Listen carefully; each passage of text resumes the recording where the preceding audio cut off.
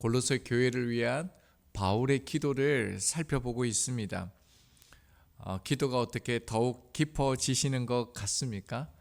바울의 기도가 우리의 기도가 되길 바랍니다. 자, 바울의 기도의 목적은 분명합니다. 하나님의 뜻을 알게 해달라는 거였죠. 그리고 그 뜻에 따라 주께 합당하게 살아가는 행하는 삶을 살게 해 주십시오. 그것이 바울의 기도입니다. 바울의 기도는 주님의 기도였고 주님의 기도는 곧 우리의 기도이죠. 자, 그러면서 그 삶이 어떻게 나타나는지 어떤 모습인지를 구체적으로 우리 가운데 성경은 보여줍니다. 이것은 우리 또한 그런 삶을 살아가게 된다라는 겁니다. 자, 그 모습이 무엇이었습니까? 10절에 보면 선한 열매를 맺는 거였죠. 자, 그 다음은요, 하나님을 알아가는 거. 그리고 11절에는요, 능력으로 능하게 되는 거. 그리고 12절에는 감사하게 되는 겁니다. 자, 이 네 가지가요, 10절에 보면 주께 합당하게 행하여, 이 분사 형태 뒤에 이게 온다라고 그랬죠. 그러니까 따로 떨어지는 것이 아니라 이 네 가지의 모습이 우리 삶 속에서 골고루 균형 잡히게 일어나는 것입니다. 이것은요, 반드시 우리가 해야 돼 이런 게 아니에요. 나타나는 거예요. 살아가는 상태라는 거예요. 그래서 우리의 모습 속에 이런 모습이 없으면 내가 아직 믿음이 너무 작구나. 우리가 이렇게 기도해야 된다는 거죠. 자, 오늘은 두 번째, 세 번째를 좀 살펴보려고 합니다. 두 번째로 우리가 어떻게 기도해야 된다고요? 주께 합당하게 행하기 위해서는요, 10절 하반절 이렇게 기도해야 됩니다. 하나님을 아는 것에 자라게 하시고, 한 번 더요. 하나님을 아는 것에 자라게 하시고. 자, 앞서 9절을 보면 어떻게 기도했습니까? 하나님의 뜻을 아는 지식으로 채워지게 해주십시오 라고 그렇게 기도했죠. 자, 그런데 이제는 한 걸음 더 나아갑니다. 하나님을 아는 지식을 채워지는 거에서 멈추지 않고요, 어떻게 해요? 하나님을 아는 것에 자라게 해달라는 거예요.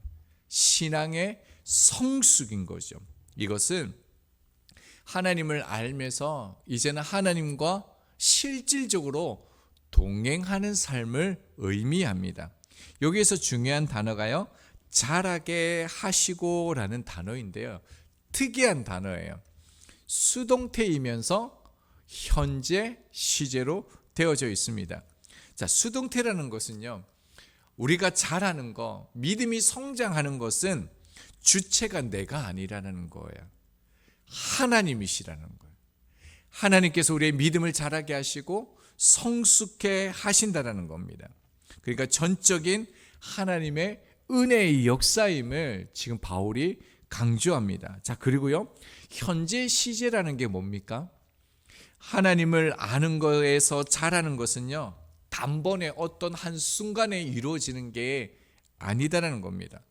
계속해서 매일의 삶 속에서, 오늘 우리가 붕어빵하고 반찬 나눔 하잖아요. 이런 것을 통해서 매일의 순간순간에 이루어지는 과정이라는 거예요. 자, 영적 성장은 하나님께서 우리 가운데 주도해 가십니다. 자, 그러나요, 그 은혜에 순종할 때 어떻게 되어진다고요? 비로소 우리가 자라게 된다라는 거예요. 그 열매가 있다라는 거죠. 이 사실을 고린도전서 3장 6절에서 바울이 분명하게 말합니다. 나는 심었고 아볼로는 물을 주었을 때 오직 하나님께서 자라나게 하셨나니, 이 자라나게가 오늘 본문과 같은 의미입니다. 자, 바울은 복음을 분명히 고린도 교회에 씨를 심었습니다. 자, 그리고 아볼로는 물을 주었습니다. 분명한 사람의 수고가 있습니다. 심는 일도 필요하고요, 물 주는 일도 필요합니다. 붕어빵 하기 위해서 반죽도 해야 되잖아요. 또 음식도 만들어야 되잖아요. 그리고 또 그것들을 갖다 주었잖아요. 자, 그런데 결정적으로 뭡니까? 자라나게 하시는 분은 하나님이시라는 거예요. 하나님이 은혜를 베푸시지 않으면 아무리 심고요, 아무리 주어도, 아무리 가꾸어도요, 아무 일도 일어나지 않는 거죠. 우리가 행하는 일도 마찬가지입니다. 우리가 열심히 오늘도 최선을 다해서 붕어빵도 하고 전도 반찬 나눔도 할 것입니다. 자, 그러나요, 우리의 열심의 중심을 두면 아무런 의미가 없다라는 거예요. 어떻습니까? 모든 것을 잘하게 하는 거, 예수를 믿게 하는 거, 그 모든 과정은 전적인 하나님의 주도라는 거예요. 신앙은 하나님께서 잘하게 하신다는 거예요.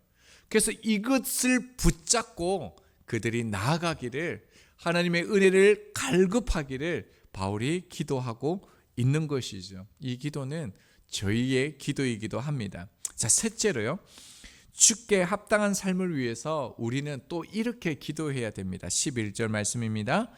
그의 영광의 힘을 따라 모든 능력으로 능하게 하시며 기쁨으로 모든 견딤과 오래 참음에 이르게 하시고, 이것이 한 줄로 되어져 있는 기도입니다. 조금 세분해서 자세히 살펴보면요, 그의 영광의 힘을 따라라고 되어져 있는데, 이 영광은요, 하나님의 실질적인 그 임재와 권능을 나타내는 표현이 영광입니다.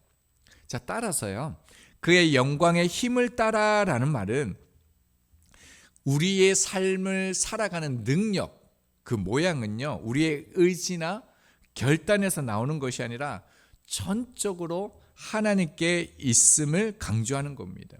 여러분, 우리가 어떻게 행할 수 있습니까? 어떻게 합당하게 살아갈 수 있습니까? 하나님의 임재, 그러니까 하나님께서 동행하시는 것, 함께 하시는 그 능력으로 살아가게 해달라는 겁니다. 아침에 우리가 새벽기도 함께 모이는 이 인원이 똑같잖아요. 근데 우리만 보면 우리 안에 뭔가 힘이 생기지 않는 거죠. 그러나 우리가 너무너무 작지만, 연약하지만 하나님의 영광이 있음을 믿으면 어떻게 됩니까? 하나님이 우리 가운데 함께 이 예배를 받으신다라고 우리가 믿고 우리가 나가면 어떻게 되어집니까? 이 새벽기도는 다른 겁니다. 하나님의 영광 가운데 우리는 하나님의 능력으로 예배하고 기도할 수 있는 것이죠. 그래서 모든 능력으로 능하게 하시면, 이 단어도요, 능동태가 아니라 수동태예요. 우리 스스로 강해지는 게 아니라 하나님께서 우리를 강하게 하신다는 거예요. 11절을 보면요, 힘, 능력, 능하게, 이런 단어가 계속 반복됩니다. 이게 뭐냐면 강조입니다. 하나님께서 주시는 능력이 얼마나 중요한지를 보여줍니다. 하나님이 함께 하시는 임재를 믿는 이 믿음이 얼마나 중요한지를 우리 가운데 보여줍니다. 여러분, 우리가 강합니까? 우리가 모든 것을 할 수 있습니까? 그렇지 않죠. 하나님의 능력, 영광의 임재가 우리 가운데 있다라는 것이 믿어질 때 어떻습니까? 우리는 강해지는 겁니다. 예배 때 하나님의 영광이 이곳 가운데 있다라는 게 믿어지면 이 예배는 능력이 되어지고 강함이 되어지는 거죠. 그래서 사도 바울이 뭐라고 얘기했습니까? 빌립보서 4장 13절입니다. 내게 능력 주시는 자 안에서 내가 모든 것을 할 수 있다라는 겁니다. 나는 할 수 없지만 하나님께서 능력을 주시기 때문에 가능하다라는 겁니다. 근데 이게 어디서 온다고요? 하나님의 영광, 동행하심, 함께하심, 이것을 믿는 믿음 안에서 모든 것이 가능하다는 거예요. 왜냐하면 그 하나님께서 함께하시는 그 능력이 우리 가운데 부어지기 때문에 그렇습니다. 그래서 신앙의 본질은요, 내가 얼마나 할 수 있느냐가 아니라 하나님을 얼마나 의지하느냐로 드러나는 거죠. 하나님을 향한 절대적인 의존.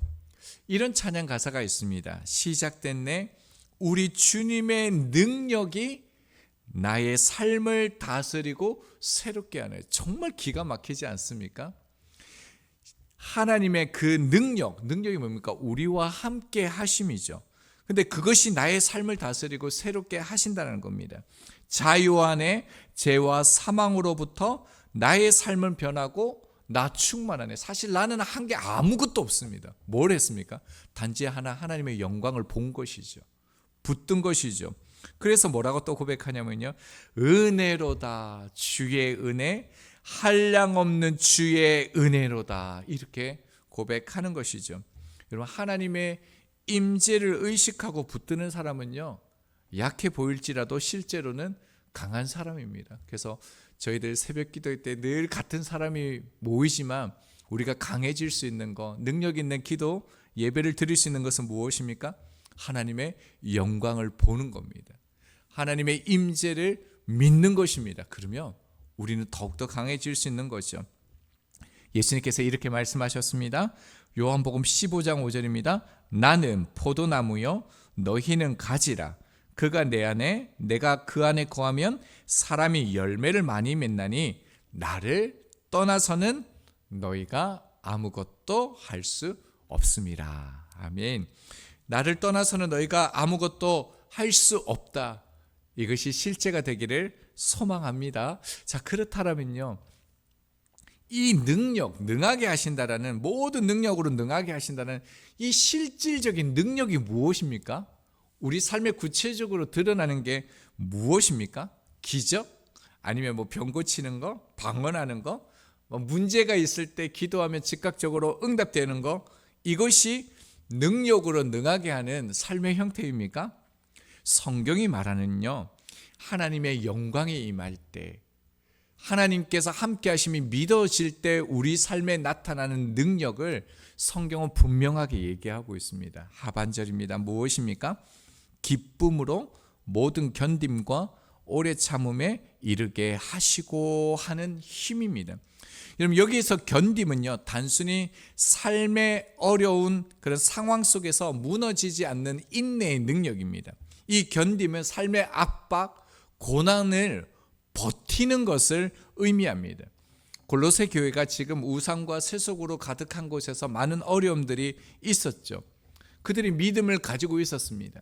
자, 그런데요, 그렇다고 해서 문제가 없는 것은 아닙니다. 모든 문제가 잘 풀린 것은 아닙니다. 여러분, 우리도 예수를 믿지만 우리가 예배당을 나가면 또 현실이라는 그 세상 앞에서 수많은 문제들이 있습니다. 자, 그래서요, 성경은 오늘 우리 가운데 이 견딤이라는 것은 버티고 견딘다는 이 의미를 어떻게 설명하고 있냐면요, 종말에 나타날 하나님의 영광, 그 확실한 소망을 붙들린 상태를 말합니다. 내가 붙잡고 있는 것 같지만 사실은 그 다시 오실 그 주님의 그 소망이 나를 붙들고 있는 거죠. 그러니까 내가 문제가 있고 어려움이 있고 시련이 있지만 내가 버티는 것이 아니라 뭡니까? 하나님께서 약속하신 영광이 나를 끌어당기는 것입니다. 그러니까 우리가 삶에서 환경의 문제로 인해서 견디는 게 아니라요, 이거는 기쁨으로 가능한 것이죠. 이런 겁니다. 저도 사실 지금 이런 사역들을, 목회는 처음 해봅니다. 매일매일 이렇게 설교하고 있잖아요. 작지만 교회의 사역들을 구상하면서 이렇게 만들어가고 있습니다. 정말 쉽지 않습니다. 견디고 버티는 거 쉽지가 않습니다. 근데 말씀을 준비하면서 이게 조금 바뀌었습니다. 무엇이냐면, 저 안에는 여러 소망 중에 한 소망이 있는데, 그건 뭐냐면 우리 집사님, 전도사님, 또 우리가 함께 했던 우리 서목사님, 이금혜 목사님, 우리가 하나님께서 우리를 부르실 그날까지 어떻게 해요? 함께 전도지 나누면서 그렇게 하나님 앞에 살아가자, 우리가 그렇게 약속했던 시간들이 있지 않습니까? 그 소망이 지금 이 사역을 버티고 견디게 한다라는 겁니다. 그 꿈, 그 소망이 지금 이 상황을요, 견디게 한다라는 거예요. 바울이 지금 기도하는 게 무엇입니까? 지금 수많은 어려움이 있지만 주님께서 다시 오실 그 영광을 붙잡으라는 거예요. 그러면 그 영광의 소망이 우리의 삶을 억지로가 아니라 기쁨으로 버티고 감사하면서 기쁨으로 견디게 한다라는 겁니다. 자, 그러면서 또 한 가지를 소개하죠. 오래 참음입니다. 자, 오래 참음은요, 상황과 환경이 아니라 사람을 향한 인내를 말하는 단어입니다. 힘든 사람, 어려운 사람, 나에게 고통을 주는 사람을요, 포기하지 않고 품는 힘, 그것을 오래 참음이라고 말합니다. 그래서 고린도전서 13장 4절은요, 사랑은 오래 참고로 시작합니다. 그리고 끝은 뭐로 끝납니까? 모든 것을 견디느니라 라고 끝이 납니다. 그러니까 사랑은요, 이 꼴 사람이죠. 결국 오래 참는 것은 사람을 사랑하는 것입니다. 우리는 종종 이렇게 생각할 때가 있습니다. 믿으니까 참아야지, 내가 믿음이 있으니까 참아야지, 이렇게 생각하는데 성경이 말하는 인내는 억지로 눌러서 참는 상태를 말하지 않습니다. 이 참음 속에서 그리스도를 닮아가는 것, 그것을 오래 참음이라고 말하는 것이죠. 하나님의 관계는 필연적으로요, 인간관계로 나타납니다. 사랑과의 관계 속에서, 갈등 속에서, 그 과정을 통해서 하나님께서는 우리를 온전히 빚어 가시는 거죠. 여러분, 하나님을 사랑하면서 이웃을 사랑할 수 없고요, 하나님의 관계가 끊어진 채로 진정한 사랑을 할 수 없는 것입니다. 여러분, 우리가 그렇게 생각할 때가 있습니다. 내가 성경을 잘 알고, 내가 믿고, 교리적으로 동의하고, 나는 신앙생활을 너무 잘하고 있어. 하지만 이것은요, 믿음이 아니라 신념인 것입니다. 믿음은 내 생각과 지식으로 평가되지 않습니다. 그것은 기준일 수 없습니다. 에베소서 4장 13절입니다. 우리가 다 하나님의 아들을 믿는 것과 아는 일에 하나가 되어 온전한 사람을 이루어 그리스도의 장성한 분량이 충만한 데까지 이르리니라고 말합니다. 하나님을 믿는 것과요, 어떻게 해요? 그분을 알아가는 삶, 잘하는 것, 함께 가는 것이 이루어져야 됩니다. 교회 안에서는 온유하고 신앙적인 그런 사람으로 보이지만 가족이나 직장이나 친구 관계에서 예를 들면 친절하지 않거나 짜증을 내거나 마음을 닫고 사랑하지 않는다면 어떻습니까? 그 사람은 주님에 대해서 많이 알고 있을 수 있지만요, 주님과 함께하지 않는 것입니다. 이제 종료주일이 3일 앞으로 다가왔습니다. 주님께서 예루살렘으로 들어가시는 그 길을 우리가 함께 묵상하면서, 여러분, 우리들도 구레네 시몬처럼 십자가를 지는 그 길 위에 있어야 되지 않겠습니까? 아직도 여전히 예수님을 믿고 오랫동안 신앙생활하였지만 십자가를 멀리서 바라보는 사람, 멀리서 숨어서 따라가는 사람 되지 않아야 되지 않겠습니까? 우리 삶에서 여전히 힘든 상황이 있고 어려운 사람이 있습니다. 내 힘으로 참으려 하지 말고요, 주님을 우리가 절대적으로 의지해서 모든 견딤과 모든 참음으로 우리가 반응해 보면 좋겠습니다. 힘든 상황은요, 환경은 믿음으로 이겨내고 힘든 사람은 사랑으로 이겨내는 것입니다. 오늘 하루 이런 결단해 보면 어떻겠습니까? 어떤 상황과 어떤 사람 앞에서도 내가 불평하지 않겠다, 짜증내지 않겠다, 화내지 않겠다. 이거 한번 적용해 보시면 어떻겠습니까? 그렇게 우리가 이런 작은 순종이 쌓일 때 우리의 삶은 조금씩 그리스도를 닮아가게 될 것입니다. 내일 새벽에요, 주님 앞에서 어떻게 우리가 이것을 적용했는지 제가 먼저 대답하겠습니다. 여러분들도 한번 그렇게 하나님 앞에 승리하는 모습으로, 정말 이 기도처럼 살아낸 모습으로 우리가 내일 새벽에 또 다시 만나기를 소망합니다. 우리 10절 하반절과 11절 읽고요, 함께 기도하겠습니다.